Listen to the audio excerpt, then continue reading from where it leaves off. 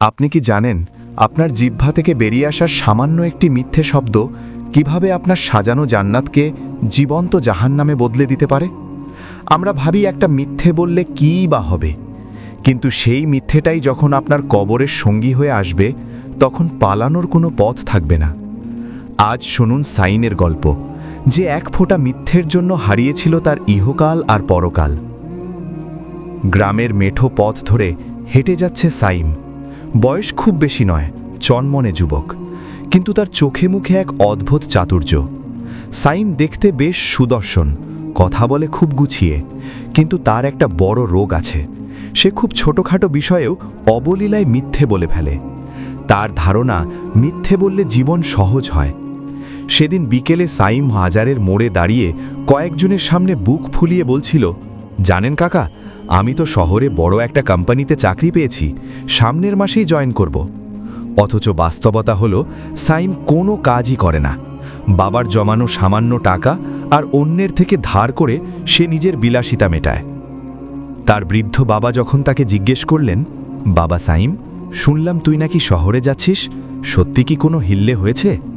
সাইম তখন বাবার চোখের দিকে না তাকিয়েই বলে দিল, হ্যাঁ বাবা, অনেক বড় পদ, তুমি চিন্তা করো না, তোমার সব ঋণ আমি 1 মাসে শোধ করে দেব। এই যে একটি মিথ্যে সে বলল, এর পেছনে তাকে আরও 10টি মিথ্যে সাজাতে হলো। সাইম বুঝতে পারল না সে আসলে একটি মরীচিকার পেছনে ছুটছে। সে নিজের মনে একটা রাজপ্রাসাদ বানাচ্ছিল, যার ভিত্তি ছিল বালির ওপর। একদিন গ্রামের এক সহজ সরল মানুষ, রহমত চাচা, সাইমের ওপর বিশ্বাস করে তার তিল তিল করে জমানো হজের টাকাগুলো সাইমের হাতে তুলে দিলেন। রহমত চাচা বললেন, বাবা সাইম, তুমি তো শহরে যাচ্ছ, এই টাকাটা একটু ব্যাংকে জমা করে দিও, আমার তো কেউ নেই। সাইমের মনে তখন শয়তান বাসা বাঁধল। সে ভাবল, এই টাকাটা দিয়ে আমি শহরে গিয়ে রাজকীয়ভাবে থাকব, তারপর মিথ্যে বলে রহমত চাচাকে বুঝিয়ে দেব। সে হাসি মুখে বলল, চাচা, আপনি নিশ্চিন্ত থাকেন, আপনার আমানত আমার কাছে নিরাপদ। কিন্তু সাইম জানত না ওপরওয়ালার বিচার অন্য রকম। সে যে মিথ্যের পাহাড় গড়ছে তা ধসে পড়তে খুব বেশি সময় লাগবে না।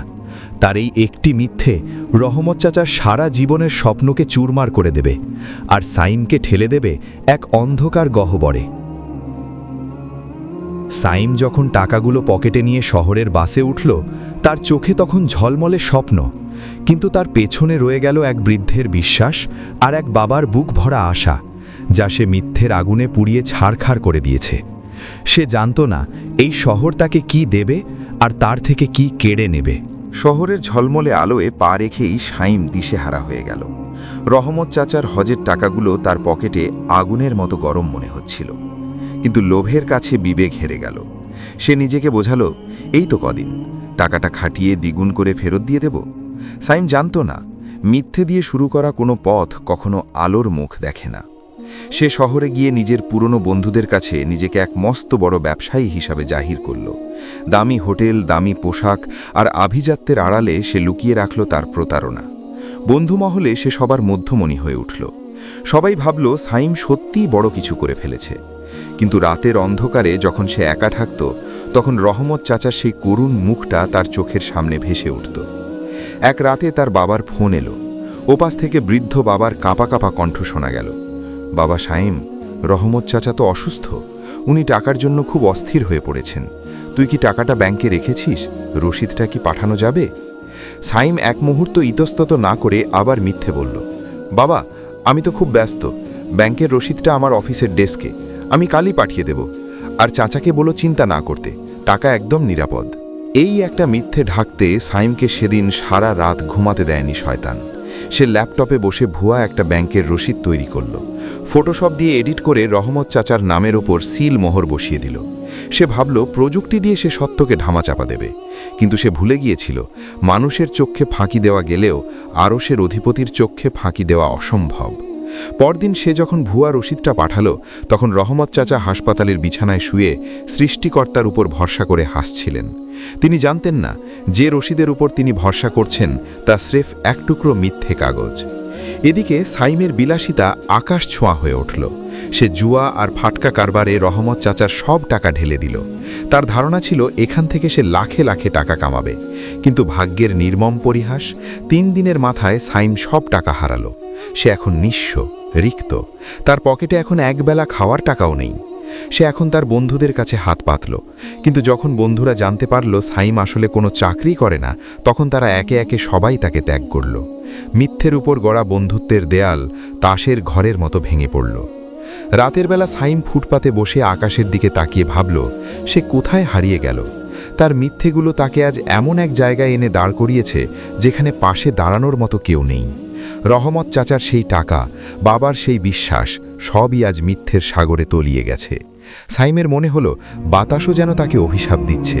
সে একা, ভীষণ একা। শহরের রাজপথ তখন নিস্তব্ধ। ল্যাম্পপোস্টের ঘোলাটে আলোয় সাইমকে আজ এক ভিখারির মতো দেখাচ্ছে। যার পকেটে একদিন 1000 টাকা ছিল, আজ তার কাছে এক মুঠো চাল কেনার সামর্থ্যও নেই। কিন্তু এর চেয়েও বড় যন্ত্রণার বিষয় হলো মিথ্যের বোঝা। সাইম এখন নিজের ছায়া দেখলেও ভয় পায়। তার মনে হয় রাস্তার প্রতিটি মানুষ যেন তাকে চিনে ফেলেছে। সবাই যেন ফিসফিস করে বলছে, ওই যে যাচ্ছে এক চরম মিথ্যাবাদী। গ্রাম থেকে তার বাবার ফোন আসা এখন আর থামছে না। রহমত চাচার অবস্থা এখন সংকটাপন্ন। হাসপাতালের বিল বাকি, ওষুধের টাকা নেই। রহমত চাচার পরিবার সাইমের পাঠানো সেই ভুয়া রসিদ নিয়ে ব্যাংকে গিয়েছিল। সেখানে গিয়ে তারা যা শুনল তা ছিল বজ্রপাতের মতো। ব্যাংক ম্যানেজার সাফ জানিয়ে দিয়েছেন এই নামে কোনো টাকা জমা হয়নি, এই কাগজটি সম্পূর্ণ জাল। গ্রামের মানুষের মুখে এখন ছিছি পড়ে গেছে। সাইমের বাবা, যিনি সারা জীবন সম্মানের সাথে মাথা উঁচু করে চলেছেন, তিনি আজ লোক লজ্জায় ঘর থেকে বের হতে পারছেন না। তিনি সাইমকে ফোন করে কান্নায় ভেঙে পড়লেন। সাইম, তুই এটা কি করলি বাবা? তুই শুধু টাকা চুরি করিসনি, তুই আমার মান সম্মান আর একটা মুমূর্ষ মানুষের শেষ সম্বলটুকু কেড়ে নিয়েছিস। রহমত চাচা যদি মারা যান, তবে এই খুনের দায় তোর মিথ্যের ওপর বর্তাবে। বাবার এই কান্না সাইমের বুকে তপ্ত সীসার মতো বিঁধল। সে চাইল গ্রামে ফিরে যেতে, কিন্তু তার সেই সাহসটুকুও নেই। সে এখন এক পলাতক আসামি। মিথ্যে তাকে এমন এক খাঁচায় বন্দি করেছে যার কোনো দরজা নেই।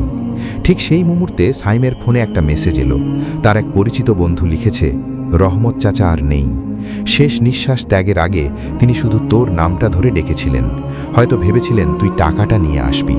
সংবাদটা শোনার পর সাইমের চারপাশের পৃথিবীটা যেন ঘুরতে শুরু করল। সে রাস্তার মাঝখানে ধপাস করে বসে পড়ল। তার মনে হতে লাগলো রহমত চাচার আত্মা যেন তার সামনে দাঁড়িয়ে বিচার চাইছে। সাইম চিৎকার করে কাঁদতে চাইলেও তার গলা দিয়ে কোনো শব্দ বের হলো না। মিথ্যে বলতে বলতে তার কণ্ঠ আজ অবরুদ্ধ হয়ে গেছে। সেদিন রাতে সাইম স্বপ্ন দেখল সে এক বিশাল মরুভূমিতে দাঁড়িয়ে আছে। তার তৃষ্ণায় বুক ফেটে যাচ্ছে। দূরে সে রহমত চাচাকে দেখতে পেল। চাচার হাতে এক মগ শীতল পানি।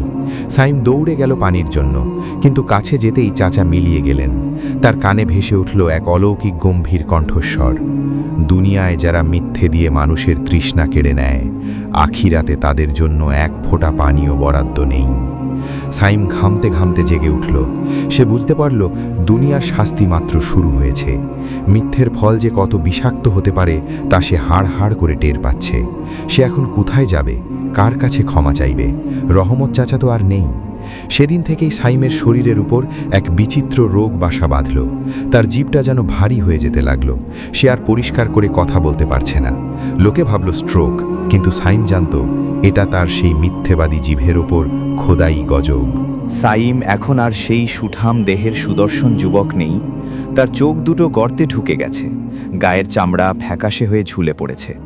সবচেয়ে ভয়ঙ্কর ব্যাপার হলো তার জিহ্বা। যে জিহ্বা দিয়ে সে অবলীলায় হাজারো মিথ্যে বুনেছিল, সেই জিহ্বায় আজ পচন ধরেছে। সে কোনো কথা বলতে পারে না, শুধু গোঙানির মতো এক করুণ শব্দ তার গলা দিয়ে বেরিয়ে আসে। ডাক্তাররা একে কোনো রোগ বলে চিহ্নিত করতে পারলেন না, কিন্তু সাইম টের পাচ্ছিল তার মিথ্যের প্রতিটি অক্ষর আজ কাঁটা হয়ে তার গলায় বিঁধছে। শহর থেকে বিতাড়িত হয়ে সে এক অন্ধকার গলিতে পড়ে থাকে। কেউ তাকে চেনে না, কেউ তার দিকে ফিরেও তাকায় না। তার মনে পড়ে তার বাবার কথা, সেই বাবা যাকে সে শেষবার কাঁদতে দেখেছিল। সাইম আজ হামাগুড়ি দিয়ে হলেও বাবার কাছে ফিরে যেতে চায়, ক্ষমা চাইতে চায়, কিন্তু পা দুটো যেন পাথর হয়ে গেছে। একদিন মাঝরাতে সাইম তন্দ্রাচ্ছন্ন অবস্থায় দেখল অন্ধকার ঘরটা হঠাৎ রক্তবর্ণ হয়ে উঠল। তার সামনে কুচকুচে কালো রঙের দুজন অবয়ব এসে দাঁড়ালো। তাদের চোখ দিয়ে আগুনের স্ফুলিঙ্গ বের হচ্ছে। তারা কোনো কথা বলছে না, কিন্তু তাদের উপস্থিতি সাইমের কলিজা কাঁপিয়ে দিচ্ছে। সাইম চিৎকার করতে চাইল, আমাকে ক্ষমা করো, আমি সব সত্যি বলে দেব। কিন্তু তার মুখ থেকে কোনো শব্দ বের হলো না। শুধু একদলা রক্ত আর পুঁজ তার মুখ বেয়ে গড়িয়ে পড়ল। সেদিন ভোরে গ্রামের মেঠো পথে সাইমকে দেখা গেল। সে কোনো মতে গ্রামে ফিরে এসেছে, কিন্তু গ্রামের মানুষ তাকে চেনার বদলে ঘৃণা ভরে মুখ ফিরিয়ে নিল। রহমত চাচার বিধবা স্ত্রী যখন তাকে দেখলেন, তিনি শুধু একটা দীর্ঘশ্বাস ফেলে বললেন, বাবা সাইম, তুমি তো টাকাটা নাওনি, তুমি তো আমাদের বিশ্বাসটা খুন করেছ। হাসরের ময়দানে এর বিচার হবে। সাইম টলতে টলতে তার বাবার ভাঙা ঘরের সামনে গিয়ে দাঁড়ালো। দেখল সেখানে শুধু শূন্যতা। তার বাবা লোকলজ্জা আর দুঃখ সইতে না পেরে কয়েকদিন আগেই মারা গেছেন। সাইম এখন সম্পূর্ণ এতিম, নিঃস্ব এবং অভিশপ্ত। সে তার বাবার কবরের উপর আছড়ে পড়ল। কবরের মাটি আঁকড়ে ধরে সে গোঙাতে লাগল, কিন্তু মাটিও যেন তাকে আশ্রয় দিতে চাইছে না। হঠাৎ চারপাশ অন্ধকার হয়ে এলো। দুপুরের সূর্যটাও যেন ঢাকা পড়ে গেল কালো মেঘে। সাইম অনুভব করল তার দম বন্ধ হয়ে আসছে।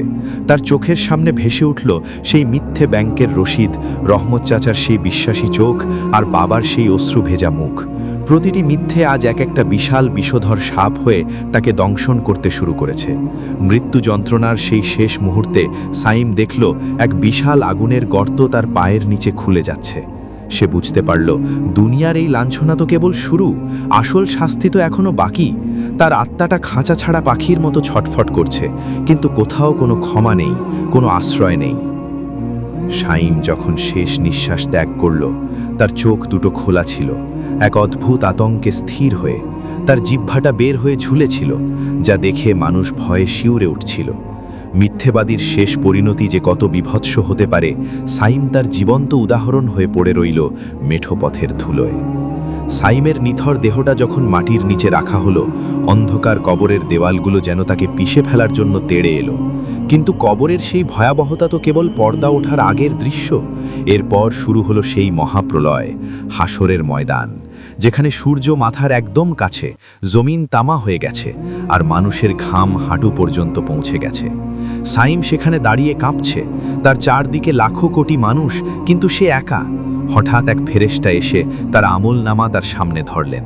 সাইম দেখল তার ছোট বড় প্রতিটি মিথ্যে সেখানে কালো অক্ষরের চেয়েও কালো হয়ে জ্বলজ্বল করছে। রহমত চাচার সেই আর্তনাদ আজ আরশের সামনে প্রতিধ্বনিত হচ্ছে। বিচারক যখন জিজ্ঞেস করলেন, সাইম, তুমি কেন আমার এক বান্দার বিশ্বাস নিয়ে ছিনিমিনি খেলেছিলে? সাইম তখন উত্তর দিতে চাইল, কিন্তু দেখল তার মুখ সিল করে দেওয়া হয়েছে। তার নিজের হাত সাক্ষ্য দিচ্ছে, তার পা সাক্ষ্য দিচ্ছে, এমনকি তার সেই অভিশপ্ত জিহ্বাটা নিজেই আজ তার বিরুদ্ধে কথা বলছে। প্রতিটি মিথ্যে আজ এক একটা জাহান্নামের বিচ্ছু হয়ে তাকে দংশন করছে। ওগো মালিক, ওগো দয়াময়। সাইম আর চিৎকার করে বলতে চায় সে ভুল করেছে, সে রহমত চাচার পা ধরে ক্ষমা চাইতে চায়, কিন্তু আজ আর ফেরার পথ নেই। রহমত চাচা সেখানে দাঁড়িয়ে শুধু তার দিকে করুণ চোখে তাকিয়ে আছেন। মিথ্যের বিষে নীল হওয়া সেই টাকাগুলো আজ জাহান্নামের জ্বলন্ত আঙ্গারা হয়ে সাইমের পেটে ঢুকিয়ে দেওয়া হচ্ছে। সাইম দেখল তার বাবা জান্নাতের সুশীতল ছায়ায় বসে আছেন, কিন্তু বাবার চোখে ছেলের জন্য কোনো মমতা নেই, কারণ মিথ্যেবাদীর সাথে মহান আল্লাহর কোনো সম্পর্ক নেই। ফেরেশতারা যখন সাইমকে আগুনের জিঞ্জির দিয়ে বেঁধে টেনে হিঁচড়ে নিয়ে যেতে শুরু করল, তখন সাইম শেষবারের মতো আকাশের দিকে তাকিয়ে ডুকরে কেঁদে উঠল। ওগো দয়াময়, আমাকে আর একবার দুনিয়ায় পাঠাও, আমি আর কখনো মিথ্যে বলবো না, আমি সবার পা ধরে ক্ষমা চাইব। ওগো আল্লাহ, এই মিথ্যের আগুন আমি আর সহ্য করতে পারছি না, আমাকে বাঁচাও, আমাকে বাঁচাও। কিন্তু আকাশ থেকে কোনো আওয়াজ এলো না, শুধু জাহান্নামের সেই ভয়ঙ্কর হুঙ্কার শোনা গেল। সাইমকে ছুঁড়ে ফেলে দেওয়া হলো সেই অতল গহ্বরে, যেখানে মিথ্যেবাদীদের জন্য অপেক্ষা করছে চিরস্থায়ী আক্ষেপ আর জ্বলন্ত আগুন। আমার প্রিয় ভাই ও বোনেরা, সাইমের এই গল্প শুধু একটি গল্প নয়, এটি আমাদের সবার জন্য এক চরম সতর্কবার্তা। আমরা হয়তো হাসি তামাশার ছলেও একটা মিথ্যে বলি, কিন্তু সেই একটা মিথ্যেই আমাদের জীবনের বরকত কেড়ে নিতে যথেষ্ট। কবরের সেই অন্ধকার ঘরে যখন আপনার কোনো বন্ধু থাকবে না, তখন আপনার সততা হবে আপনার আলো, আর আপনার একটা মিথ্যে হবে আপনার কাল নাগিনী। এখনো সময় আছে, ফিরে আসুন। যার হক নষ্ট করেছেন তার কাছে ক্ষমা চান, আল্লাহর কাছে তওবা করুন, কারণ মৃত্যুর পর এই জিহ্বা আর কাজ করবে না, শুধু আপনার কর্মগুলো কথা বলবে। দয়া করে মিথ্যে বলে নিজের দুনিয়া আর আখিরাত ধ্বংস করবেন না। আল্লাহ আমাদের সবাইকে সত্য বলার তৌফিক দান করুন। আমিন।